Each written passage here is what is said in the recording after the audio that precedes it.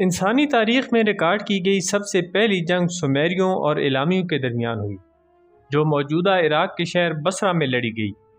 یہ جنگ کب، کیوں، کیسے اور کن ہتھیاروں سے لڑی گئی، یہ سب کچھ جاننے کے لیے ہمارے ساتھ رہیے۔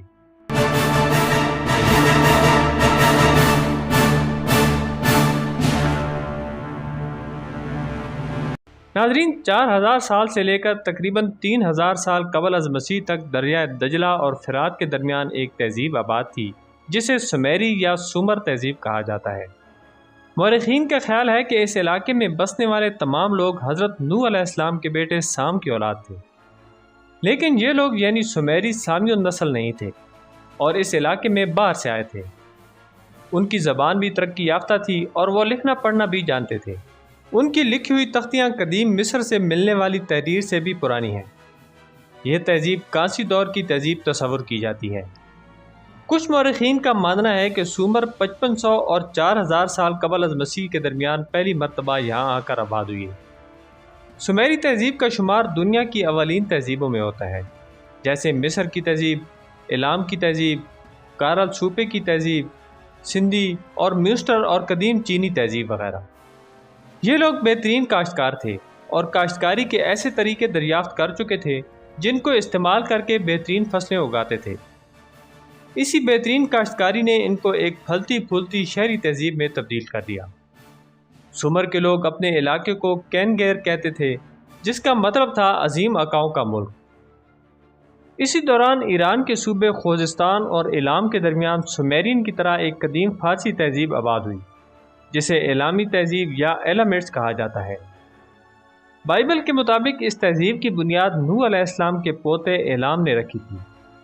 مورخین کا خیال ہے کہ ایلامٹس میڈو پرشین کے آباء و اجداد تھے۔ ایلامٹس بھی میسوپوٹیمیا میں ایک اہم سیاسی قوت تھے۔ زمانہ قدیم میں یہ بات عام تھی کہ جو قبیلہ جتنی زیادہ زمین فتح کرتا وہ اتنا ہی زیادہ طاقتور ہوتا۔ سومر کے لوگ میسوپوٹیمیا کی باقی تہذیبوں یعنی اکادین، آشوری، بابل کی تہذیب اور ایلامیوں سے زیادہ ترقی یافتہ تھے۔ سومیریوں کے اس وقت کے بادشاہ اینبارگیسی نے اپنے قبیلے کو مزید طاقتور بنانے کے لیے 2700 قبل از مسیح میں ایلامیوں پر حملہ کر دیا۔ تاریخی ریکارڈ کے مطابق یہی وہ جنگ تھی جو پہلی دفعہ لڑی گئی، جس کی قیادت سومیریوں کی طرف سے اینبارگیسی نے کی۔ اس جنگ میں ایلامیوں کو شکست ہوئی اور سومیریوں نے اپنے علاقے کو وسیع کیا۔ اینبارگیسی نے ایلامیوں کے ہتھیاروں پر قبضہ کر لیا، جو لوہے اور کانسی سے بنے ہوئے تھے۔ ایلام مکمل طور پر اس وقت ختم ہوا جب 645 قبل از مسیح میں سلطنت آشور نے اسے شکست دی۔ اس جنگ کی تفصیلات بہت کم ملتی ہیں، کیونکہ اس وقت کی تاریخ زیادہ تر سومیریوں سے ملتی ہے، جس میں انہوں نے صرف اپنی فتوحات درج کی ہیں۔ جس طرح دوسرے شعبوں میں سومیری ترقی یافتہ تھے، اسی طرح ان کی فوج بھی تربیت یافتہ اور چھوٹے چھوٹے یونٹوں میں منظم تھی۔ ترانتی، کلہاڑی، چاقو، تلوار اور برچھی ان کے ہتھیار تھے۔ ان کی تلوار 24 انچ لمبی اور کانسی کی بنی ہوئی تھی۔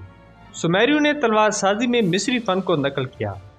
سومیریوں کے پاس لکڑی کی ٹوکری کی طرح 4 پہیوں والی جنگی گاڑیاں بھی تھیں، جنہیں گدوں کی مدد سے کھینچا جاتا تھا۔ جنگی گاڑیوں میں 2 لوگ سوار ہوتے تھے، ایک گدوں کو کنٹرول کرتا اور دوسرا ہتھیاروں سے لیس ہوتا۔ سومیری سپاہی اپنی حفاظت کے لیے لوہے یا کانسی سے بنے ہیلمٹ بھی پہنتے تھے اور دشمن کے حملوں سے بچاؤ کے لیے کانسی سے بنی ڈھالیں بھی استعمال کرتے تھے۔